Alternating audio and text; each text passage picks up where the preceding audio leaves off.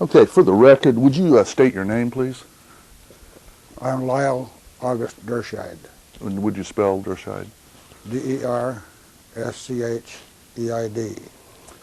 Today is April the 26th, 1997. This interview is being done at Abilene Christian University, Abilene, Texas. The interviewer is Dr. Vernon L. Williams, the Department of History at ACU. Let's start off with just a little bit about your family. Could you tell me a little bit about your mother and father? State their names and tell us a little bit about what they did, and describe your home and your childhood years. Well, my father's name was August Philip Derscheid, and my mother's maiden name was Nora Esther Derscheid, Nora Esther Leek. And of course, they were married in 1915. And about a year and a half or so later, I was born on December 16th. No, December 14th, 1916. They were farmers. They farmed practically all their lives. In fact, they were farming, and they sold a horse to the Army for use in World War II and World War I. Do you want to start over? No, that's fine. And this is just going to be a raw tape anyway. During the 20s, we had fairly good prices, fairly good weather, and fairly good farming conditions, and they were practically self-sufficient. They raised their own vegetables, they raised their own cream, milk, beans, corn, so forth. So they raised most of the feed they needed for their livestock, and then raised most of the food they needed for the home, except they did have to buy flour and soap and canned fruit and so forth. In the fall of the year, they would sometimes go to town and buy several 50-pound sacks of flour and several gallon cans of canned peaches and pears and so forth. But they were doing well. But I got to be in 8th grade. My next brother was, although he was 2 years younger than me, he was in the 7th grade. Next brother was in the 6th, and my sister, who had skipped a year, was in the 5th grade, and they wanted me near a high school where I could go to high school, and of course my other younger siblings could follow. So they moved to a farm 43 miles away near Wolfsey, South Dakota. And then the beginning or the end started. 1931 was 2 years after the fall Wall Street crash, but it started to catch up with my parents. They got a farm that was too small, rolling topography. It was droughty and rocky and not large enough to support. There were 11 head of horses, 25 head of cows, 25 head of yearling cattle. There are 20 sows and 200 laying hens. They had to cut just about half, but they had made room, arrangements in advance, to rent a 50-acre farm across the road from a neighbor. And they had made arrangements in advance to take our yearling cattle to a nearby pasture for the summer. And later on that year, they made arrangements to take some of the horses they didn't need for work on the farm to pasture with another neighbor. Well, they sold those yearling cattle that year and made the first payment on the farm. And that's the last payment they ever made. And they had,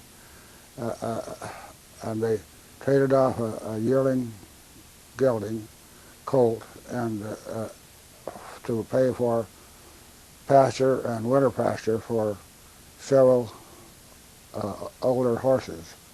Well, another older horse died, and so here they were, 1931. They had no mares to raise colts from, except perhaps one who was getting along in years. And the cows were all, many of them were yearlings in 1923, so they were 10 years old, and we had no replacement heifers. And so, and they didn't get a very good crop, and the prices were not very good. So it was the beginning of the end. Although they didn't know it, it was the beginning of the end. And things went from downhill because along came the Depression. And I guess I could tell my own experiences. I had worked out for neighbors, cultivating corn and so forth. From the time I was 10 till I was 13 years old, I worked for a neighbor all summer long, using a team of 4 mules on a 2-row cultivator. Well, when we got to Wilsey, I wanted to do the same thing. My dad didn't know what he'd do. He let me run the 2-row cultivator, but he finally did, and he never got on the 2-row cultivator again after I was 14 years old. But after I finished my junior year in high school, just got out of school, my dad had rented another quarter section of land, and he was getting behind on his spring work because he'd already lost some horses, and he only had 5 good work horses left, an old mare with 4 teeth and a 1,000-pound pony. After school was out, I wanted to go out and finish disking the barley, but I'd never driven 5 horses before, but I wanted to do it. And he said no, he'd do it. Well, I had nothing to do, so I got on my pony and I rode out to give him a drink of water. He never drank water in the field, but he did this time. In fact, he got on the pony and rode back to the house and went to bed, and he was in bed for the rest of the summer. Well, that was up to my brothers and I to do the farm work and so forth. And so we agreed that my younger brother would take care of the milking the cows and washing the separator and so forth like that. And since we were behind, I would work the horses as hard as I could, hard as I dared, because we didn't have any feed for them, not much anyway. And I had never driven a tandem team before, but I figured out how to do it. With 5 big horses, and they gave the 2 smaller horses a lighter load, and I hitched up 7 horses on a triple plow. I had never plowed before, but we did it. And then later in the year, I had to go to the other farm and plant that, and it had no hay. And so I used to unharness the horses at noon, let them pasture for 2 hours, and I'd sleep, and harness them back up again, go back to work, and then after all this was over, the grasshoppers came, and we didn't harvest one single seed of grain, not one seed, oats, barley, wheat, or corn. We cut a corn with a corn binder for fodder, but that was it. Then the next year I worked for a neighbor, and I really did well. I got $25 a month plus 50 cents a day for threshing. But when threshing was done, what would I do? Because by then I had graduated from high school, 1935. So a friend of mine said, let's join the CCs. So we joined the CCs. That's the Civilian Conservation Corps, which was one of Franklin Delano Roosevelt's New Deal job, which gave jobs to over 300,000 young men during a period of 1933 to 1942. So I was in the CCs, and I went to Pierre, South Dakota, on Five Island. I was there 27 months. While I was there, I met a cute little blonde Swedish girl, and after dating her for about 6 months, I proposed. But then I was transferred to other camps and so forth, and so we were apart for quite a while. And the only connection we had was that I could get to see her maybe once a month at best. And of course, remember the CCs got $5 a month plus board and room and medical attention, and sent $25 home to their parents. My parents my dad had been on WPA since 1933. They needed it, but they sent me some money anyway. So I would have some money to go see her once in a while. Then when I left the CCs in 39, I wrote for a scholarship at South Dakota State, and I got it. I didn't think I'd have a chance because I've been out of school for 4 years. So I started school at South Dakota State in 1939. I was almost 23 years old, and I did well. I made the honor roll the first quarter, so they gave me an NYA job. NYA was a National Youth Association program. It was they paid me 26 cents an hour, and I could work 39 hours a month for $10.14. Well, I was really enthused about it, but I'd only had $43 when I started, besides my scholarship, and so I didn't know if I'd make it more than another quarter. But I came back to school. I owed $17 in my board bill. I still owed the university $13. But I did get money for hauling manure and so forth during December. So I paid off my board bill $5. So I owed $12 there, and I owed the school. And I went back to school. I didn't know it. But I went on, and end of the quarter I made a 3.56 average, and so I got a higher raise in NYA, 62 hours, 62 hours, $16.10 a month. Well, but I was still lonesome with that little Swedish girl. So that summer I decided to stay in Brookings and work at odd jobs where I could. And one job I had was shoveling gravel. I shoveled about 40,000 pounds of gravel in 10 hours for $2.50. That was one job. Another job was working part-time in the pots at the college.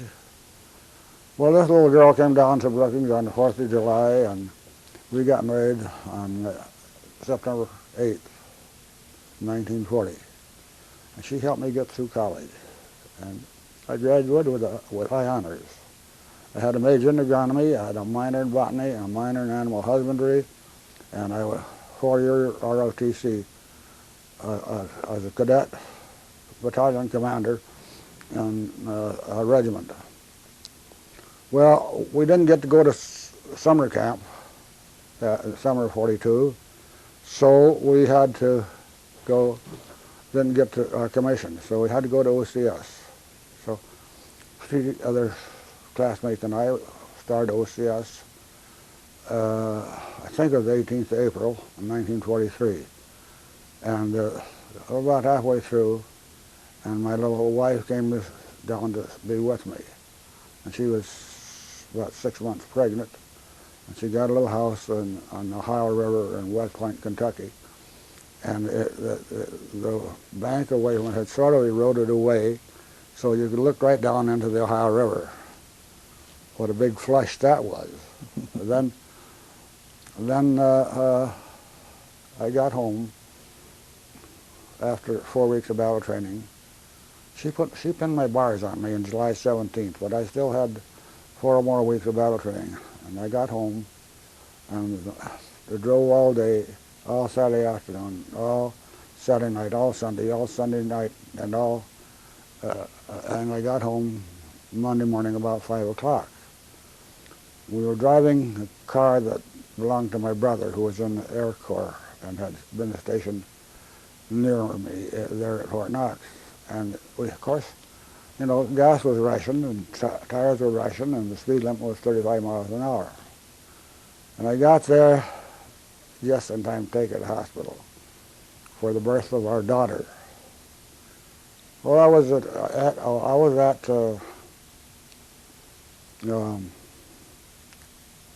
then I was, well, fortunately, I worked hard, and I had advantage over a lot of people in OCS because I'd been through our OTC.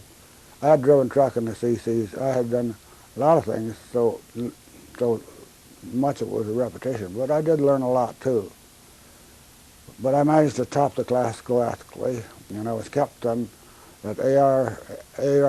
Armored Replacement Training Center at Fort Knox. Two of us out of our class of 46. 46 graduated out of 106.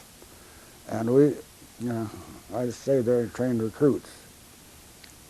We had 18 battalions of recruits, and one of them was black. And I see that the blacks never get much recognition during World War II, but there were a lot of them in it. And I don't know where they were, but we helped train at least 2 battalions of them while I was there. Then in April 1944, we decided that we would buy a mobile home, which would now be called a travel trailer, and move out to the Army post so I could save money on gasoline and on tires and so forth. So on Easter Sunday, Bonnie and I cleaned this trailer and took a studio couch out of one end and put a crib in for our little girl, and then ready to move to the post the next Sunday. But on Wednesday, I got orders to transfer to Abilene, Texas, the 12th Armored Division, Abilene, Texas, Camp Barclay. So we got there sometime in late April of 44. And I was assigned to 23rd Tank Battalion. I went down there and they sent me to a company, but said come back and see the colonel. Well, I did. I went down there. They had 14 officers in that company, and I said, and they only allowed 6. I said, my gosh, I don't really want to go overseas, and I surely don't want to go as a replacement officer, for a green officer trying to tell veterans what to do. When I went back in, and the colonel happened to be Colonel Montgomery C. Meigs, a 25-year-old West Pointer.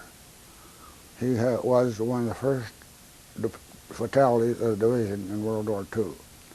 He said, what do you think you're best qualified to do? And I said, I think I'm best qualified for armored infantry. He said, why? I said, I've been teaching small arms for 10 months, and I think I know all the weapons that the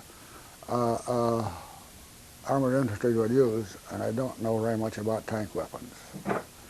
And he said, what about tactics? I said, probably about even. I had ROTC infantry, and I had Armored Force OCS.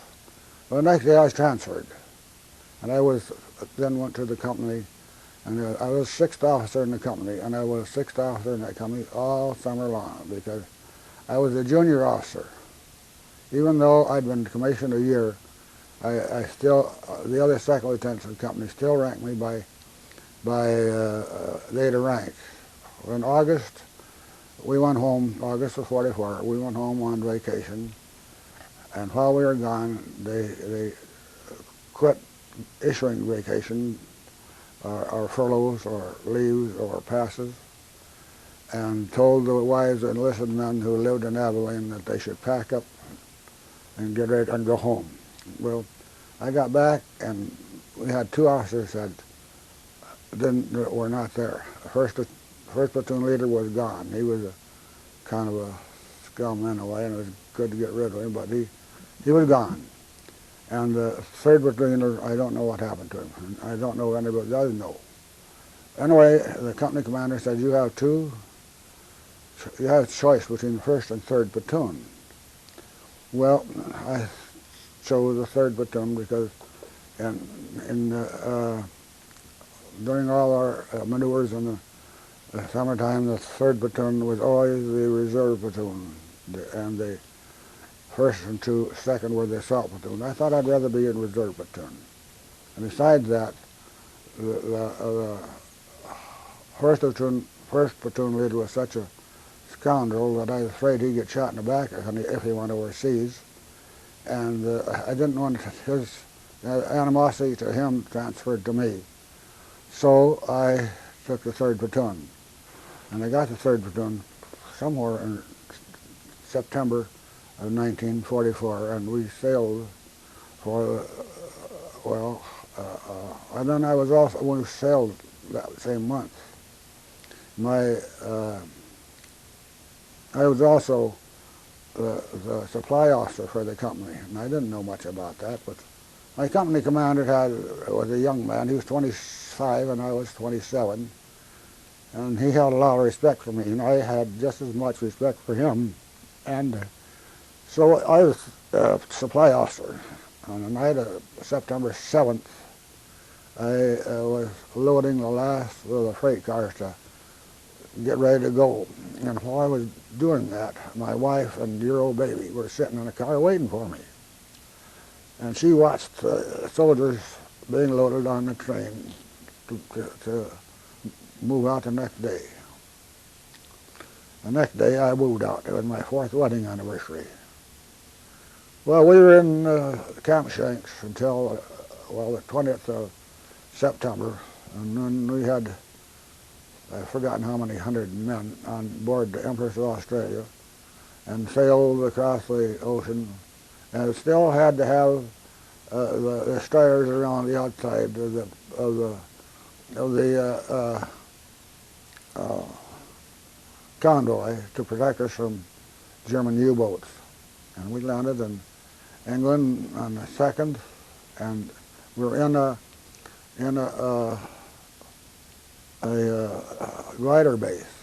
And I think during the glider base, a couple of nights, I don't remember for sure, and I went to the officers' quarters, and I heard on the radio, officers' club, I guess it was, and I met some glider pilots who had just returned from Holland. They had dropped 82nd in Holland when they attacked. I've forgotten the name of the bridge that they were supposed to take. And I also learned that the St. Louis Cardinals were playing the St. Louis Browns. And a lot of people don't remember that there was a baseball team in St. Louis by the name of Browns, but there was. And they played each other that fall in the World Series. Well, we were transferred to Tidworth Barracks, which is in the Salisbury Plain in southeast England, and we were allowed. I managed to go to town twice with London for 2 weekend leaves, and I went with my company commander, Fritz Grass, and he was a kind of a guy that he had a chance to sleep in a pyramidal tent with other captains, or he could stay with us. He said, I want to stay with you.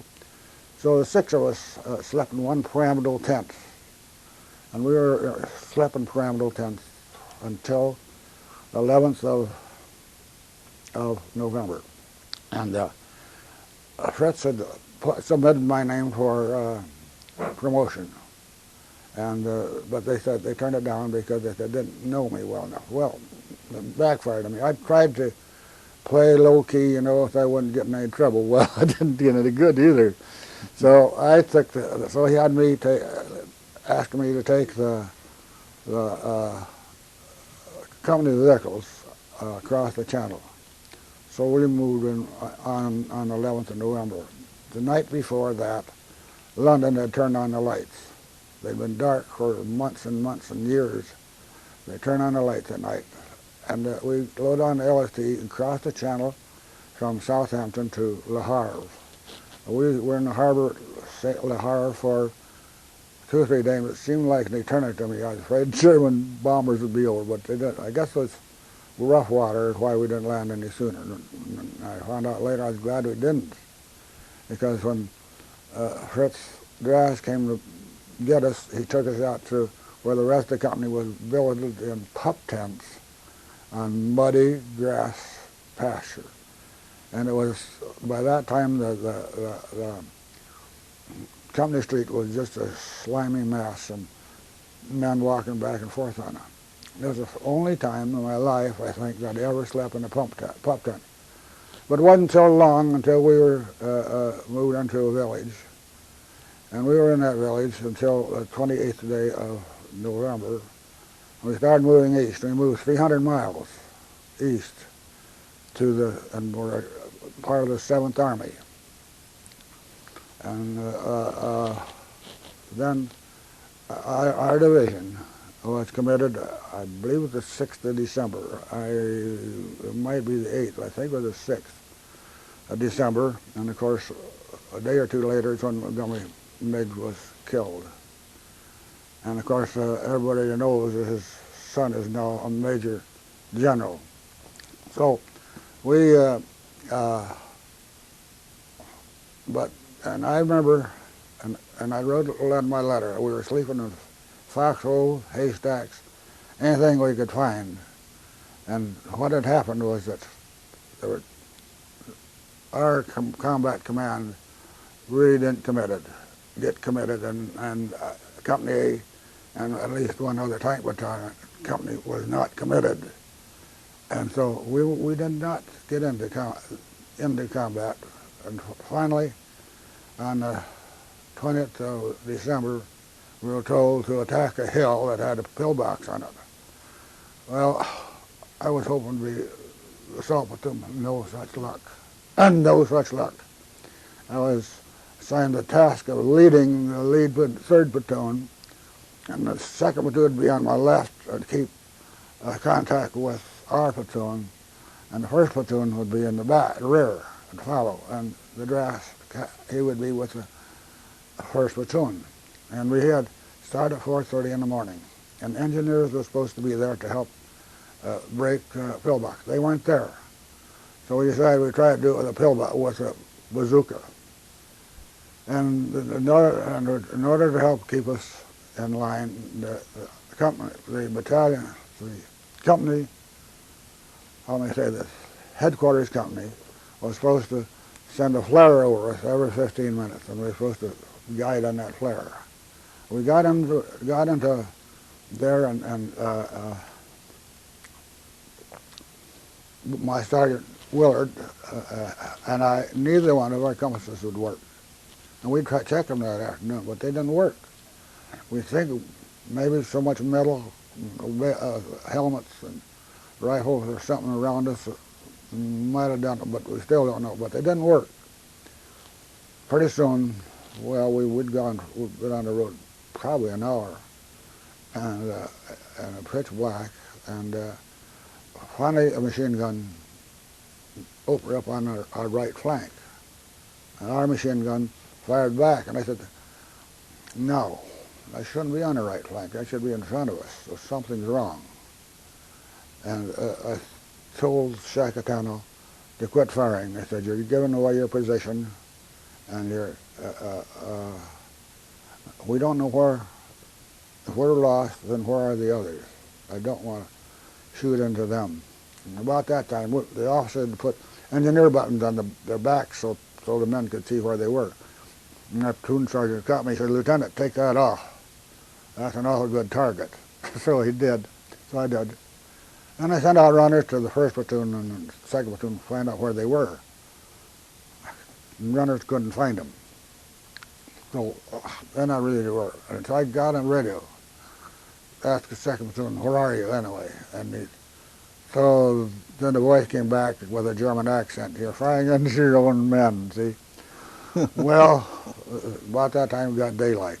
And I saw a whole bunch of men moving to the, I think it was the west, anyway, to the rear, our rear.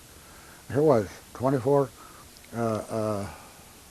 Germans surrendered to the 1st platoon. The 1st platoon was right where it was supposed to be, but we weren't. Well, Fritz Drass came down to do a right flank, so he did the right flank and over this hill. There was no pillbox. It was a great big gravel pit. So we going across the top, and on the way across the top, we had sniper fire from across the valley, and an occasional round of mortar fire. And I had been told that if you can line up the trajectory of a bullet, if you listen to where it came from and then to the pack when it went by. I heard some packs, so I knew where they were coming from.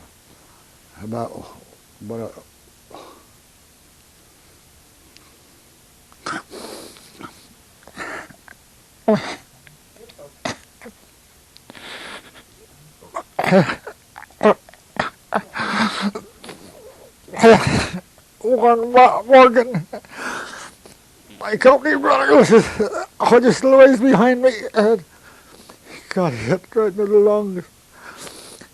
His knees buckled and down he went.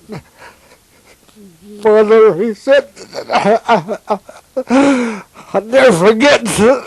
I'll never forget. Then, but I had to go on. Had to line up defense and on the south side. And Dylan, our second platoon leader, was lining up on the east side. And then Dylan got hit. And he just celebrated his birthday the day before. And Drass and I both talked to him, and he said we called him Skip. Was our company commander, Skip. And he says, my cartridge belt saved me. He knew where it hurt, but it wasn't anywhere near the cartridge belt. And Drass says he'll never make it. His face was ashen, and he didn't make it. Well, later that afternoon, B Company, I was with A Company, 56th Armored Infantry Battalion, and the next afternoon, at archery barrage and our tank, I don't know which, because the 417th Tank Battalion was there, and the 493rd Armored Infantry were, armored artillery were somewhere around, I'm not sure, but none of the artillery people write about the trouble that B Company had taking that town. Well, they didn't have too much trouble taking the town. They took it. There was a lot of brute gun firing, and then B Company was moved off to our left. And I would take two platoons into town that afternoon, and I did. They set up a defensive position. And we did. But while we did it, we're doing this. 3 of my men got wounded. Roos, I think, was in the motor platoon, and little Chinese boy, Ham, no, he got it the next morning. Anyway, there's, I think, 3 that afternoon. Seemed like every time somebody get out that certain spot, a motor round would come in and get one of them. So the next morning, got it. So he was the 4th one. So we decided there was somebody there that was guiding with a radio or something, giving signals. And we looked and looked for radios. We couldn't find any. So we finally had to move the Germans out. It seemed like it took forever to get for echelons to take them. But anyway, so then on Christmas Day, we had we'd had an artillery barrage the night before that had broken up our wires. My CP was clear at the east end of this town, and I had a radio in there, be contact with the company, and I had telephone wires up to the top of another hill for observation point that we manned during the daylight hours, and we always had an artillery observer from, I guess, from the 493rd that would be up there during the daylight hours. Well, they went up there that morning, and our wires were cut, so we had to get a crew to repair them. In the meantime, a forward observer by the name of Melrose and an enlisted man, and 2 of my enlisted men went up there. Can't remember the name of one enlisted man, but the other name was Hornacek. And then pretty soon, Hornacek came back. He said, "There's a patrol coming." I said, "How big is it and what direction?" He said, "I don't know." So he went. But I alerted our riflemen to the fact that we had a patrol coming. I didn't know how many, anything about it, other than that. And he went back to find out. If he had done that, the town is laid out like this. Our riflemen were down here, and I was, and then the OP would go up here like this. A few minutes later, here came 4 men running like this, and at a diagonal, and I could see by the helmets that they were our men. And our riflemen opened fire, and all 4 of them hit the dirt.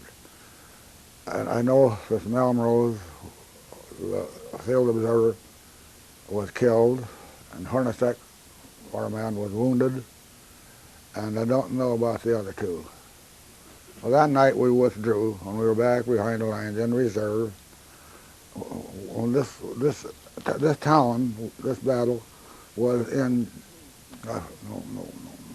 I should tell first about the Christmas afternoon. Now, the artillerymen write in our histories about the hordes of Germans that came across the line and how they were discouraged by the artillery. I never saw any hordes of Germans. I did see 13 of them come toward us and shoot out their long coats are blowing in the wind, and another group went farther north, went around to where B Company was, and so they started to come up the hill. We had our men riflemen in the second-story windows, and they started coming up the hill. You could see the helmets as they were coming up over the hill, so we started firing, but couldn't hit anything, not enough target. And finally, one of them raised a white flag, and I had a Schultz. Bill Schultz could speak German, and he was also a sniper rifleman. And I said, Bill, come down here and see what you can find out. And, well, the guy said they're all non-coms. They won't surrender, and they didn't. But they crept along behind the hill back to where they had come from, and so. So that's another group. The ones that surrendered was the first group, but the non-coms that would not surrender was the second group? Yes. Okay. One of them was on the 21st. The 24th surrendered on the 21st, and these of the non-coms was on the 25th of December. And we knew they had to cross an opening between 2 hills to get back to where they'd started from. And so we had both sniper rifles. The first platoon was sort of lined up along the north side of the town, and I had the 3rd platoon on the south side. And so both sniper riflemen were there, and they set the sights at 700 yards, and 12 men crossed this opening, one at a time, just like you're told to do it in the Army, which is exactly the wrong thing to do. They'd all made it across, maybe 1 or 2 had gotten hit, but didn't. They went one at a time. 8 of them got hit, and down they went. Well, that night we withdrew from Germany and back in reserve. We were back in reserve 11 days. And I was short 10 men. 2 of them, one of them was a self-inflicted wound before that, and the other one was injured by a burn. But the other 8 I lost there in that skirmish. And we took the doggone hill with no casualties, but we got them afterwards. And the name of the town was Ottweiler. Ottweiler. Okay. It was the first German town taken by the 12th Armored Division, and one of the first taken by the Expeditionary Forces. And then we were back in reserve for 11 days. And while we were there, Lieutenant Charles Willis came to replace Dillon in the 2nd platoon. Then one day we were told to move out, and we traveled all night long with cat eyes. You can't see them very far. The cat eyes are on the back of one vehicle, and you follow those cat eyes. And you keep close enough so you can. All night one night, and the next day we stopped at a little village and we're going to rest. But, like they say, no rest for the wicked. Battalion called down and they wanted somebody to make a route reconnaissance. So I got the job. I made a route reconnaissance. I got back that night and reported, and I got up pretty close to the Rhine River. Now, we were in eastern France, and I was pretty close to the Rhine River, but I don't know exactly where. And I told them that what we had found, and the company had already eaten in a big warehouse, and there was a big pot-belly stove there. And I ate then, and I lay down by that stove trying to get a few, little rest, and the company commander says, "We've got to move out in an hour." So we moved all that night, and we moved to, I know the name of the town, I can't say it now, but it was getting pretty close to Hurlesheim. And we were stopped, and we were called down to a battalion officers meeting and told that we were going to attack that town the next day, and they gave us all the details. Well, I got back, and I just got through talking to my sergeants, and we started moving out. And we didn't, when we went and stopped, we went and stopped, we went and stopped. And finally, about 10 o'clock, we got to the assembly area, when we were also supposed to be at the LOD at 10 o'clock. And so we took off about 3 o'clock in the afternoon.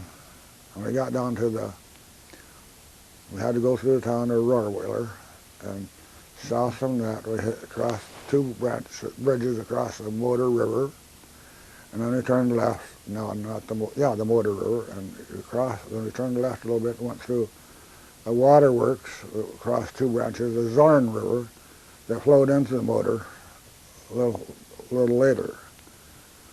We got to one Motor River bridge and we were stopped. And at that time, there was some American soldiers marched some German prisoners by. And then we went on a little farther and we got around. And I was following Willis this time. He was the second platoon leader. And I was following him, and the first platoon was following me.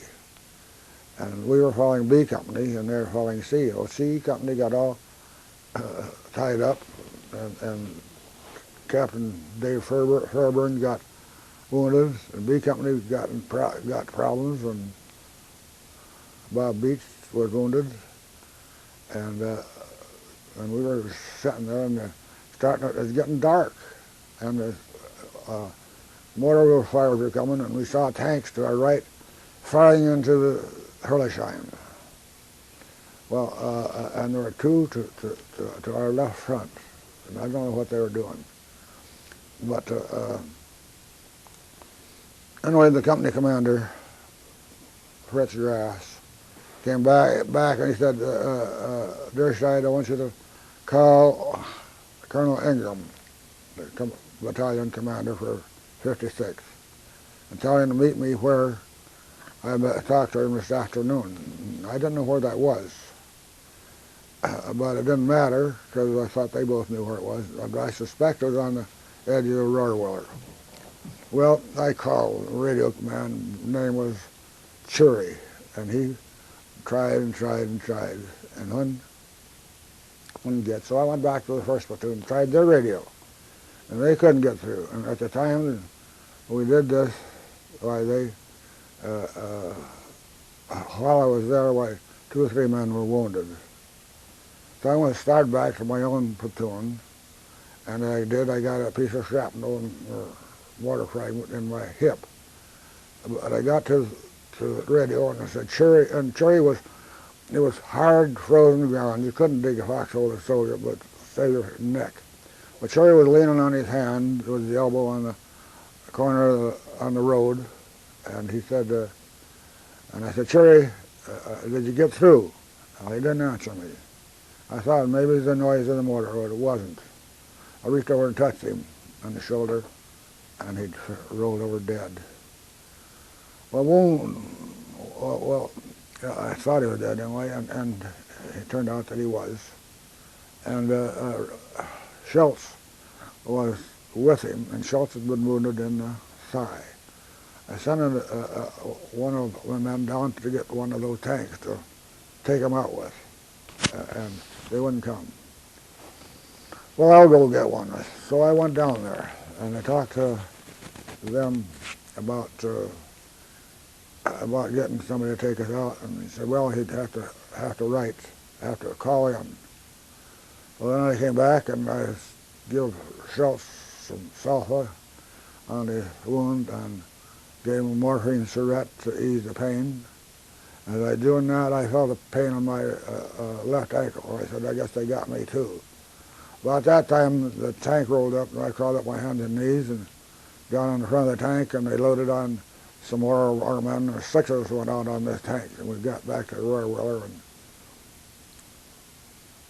my Army days were done. I spent 12 more months in the hospital, but otherwise, my Army days were done. Where were you in the hospital in France? I was in an evacuation hospital in France. I was in 23rd General Hospital in Littell, France, and then I was on the 2nd of February. I was transferred to 43rd General Hospital at Marseille, and then the 15th day of December,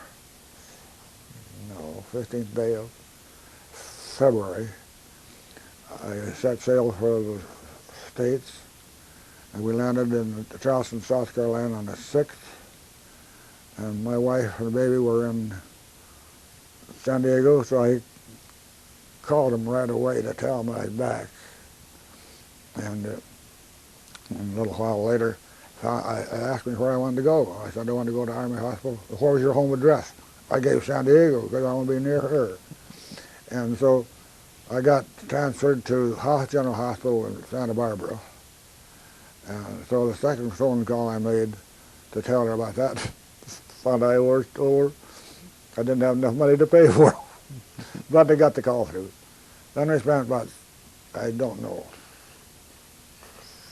4 days and 3 nights on train, cross-country train. I don't know exactly how long. We got into Santa Barbara at night, and I was in there from sometime in March until 6th of October, when they sent me on gave me a 30-day sick leave, or hospital leave, I should say, and they threw away my cane at the same time, but I still had to bandage my wound every other day, put salve on it and wrap it with ace bandage. When we got back, the hospital was closed. So found out I was transferred then to Birmingham General Hospital, which is in Van Nuys, California, and I was in there until January, and they decided that they should transfer me again. Well, of course, Bonnie and Karen were with me, and we stayed with my brother part of the time, who had been in the Merchant Marine but just gotten back and just bought a house. But I said to the doctor, I'm building this fence for my brother, picket fence. I said, I keep walking to my ends of my fatigues. So he measured my leg, and he said, it's short. So I've been wearing a heel. I put a half-inch lift inside the heel, and another half-inch, I raised the heel a half-inch ever since. And that was in January 1946. And then they were going to transfer me, and I don't want to transfer. I want to send me before the board. We sort of kept track of the board. It seemed like they ran in cycles. A few times they'd give you a retirement, disability retirement. The next cycle, no. And I thought they were in a favorable cycle. Let's go. So I went before the board, and I got a disability retirement. Did that mean that you got financial assistance where it would help you after the war in graduate school? Why, you get a retirement. An officer is 20% disabled, or 30% disabled. He gets retired, and he gets the same retirement as though he'd been in 30 years. So I got 3/4 of the base pay of a first lieutenant, which is $130 and some cents. But it's increased every year since. So That was a very lucky move for you, Well, selecting the right cycle. whether it was lucky or not, I don't know. A year later, though, I had to go into Chicago for a re-examination, and they had said no duty, and in Chicago they said permanent limited duty, but didn't change my retirement status. Well, just in a brief capsulized form, tell us just a little bit about what you did for the next 30 or 40 years, in other words, in the way of a career after the Army. Well, I got out of the Army in January. I had 70 days of terminal leave coming and travel pay, so it would take me up to the 6th of April. So we started home, Bonnie and Karen and I. We got home to the South Dakota State. I had worked in the seed laboratory while I was a junior and senior, well, all through college, but I had given extra responsibility as I had charge of the seed germination and purity work for 2 years. So I'm back there to try to get bearing on where to look for a job. Well, all the professors were still there, and they knew that they only had one B in agronomy, and they knew that I was a pretty hard worker, and they gave me a good recommendation, and started giving a assistantship, graduate research assistantship. And the first thing was to do was in March, and so the first thing I had to do was to have run a research firm, a weed research firm. So we had to move. Well, Bonnie got pregnant again in March, and we finished this quarter, and the day I was supposed to take final tests in organic chemistry, she said, I got to go to the hospital. I said, well, I know the prof pretty well, maybe. If you call his secretary, he'll call me, I can pick you up. Well, she didn't call me. And I finished a 2-hour test, came home, took her to the hospital, got a boy, and got an A in chemistry. Pretty good afternoon work, huh? Anyway, then... I think Bonnie probably did most of the work that afternoon. Yeah, she sure did. I'll tell you, Bonnie was... I probably wouldn't have gotten through college without her. And a lot of things I did, I wouldn't have gotten done without her. And I've had her 57 years, and she's still helping me. And then I finished all the coursework in 1 year in summer school. Nowadays you can't do that. You can only carry half a load if you got an assistantship. Then I could do it. I carried a whole load, and I got through, and I got a full-time appointment. So then I went from assistant professor to associate professor, and I decided to go back to, I had the GI Bill rights, you know. Mm-hmm. The GI Bill paid $90 a month to you for 1 year more than you served, and it paid $30 a month for every dependent. So now I had 3 dependents, so I had $180, 90 for me and 90 for them, $180 from a GI Bill right, and it paid all the school expenses. So in 1949 I started down at Iowa State to get a PhD, and I did it in 5 quarters, which was a minimum. I didn't take an assistantship, and I did that, and got through in 5 quarters, got my PhD in March of 1951. I came back, became an associate professor on the graduate faculty, and salary of $5,100. And then in 1960, they asked me to become an extension agronomist, but they didn't want me to leave the weed project, so I had 3 jobs for a while. I teaching a graduate course once a year, one year, another one alternate year. So and then I had charge of the the extension specialist that worked, extended research information to farmers in crops, soils, weed control, plant diseases. So I had that for 4 years, two of them for 4, all three for 4 years. Then in 1964, I switched just to full-time extension, and then I held that for 19 years. I was the third extension agronomist in South Dakota State, and each one of us served 19 years. And then I retired in 1979. Since then, I've written a history of the agronomy department, 8.5 by 11 pages, 317 pages. I wrote my family history, and not a genealogy, because the genealogy gets bigger. You know, you start with one person and build up, get a family tree. But I built a pyramid. I start with two brothers, my grandfather and his brother, and went down, added to them. And then I finally got in touch with people in Germany. I got the name of 6 more generations. So I had about 1,100 and some people in 13 generations, and the family histories of about 100 families.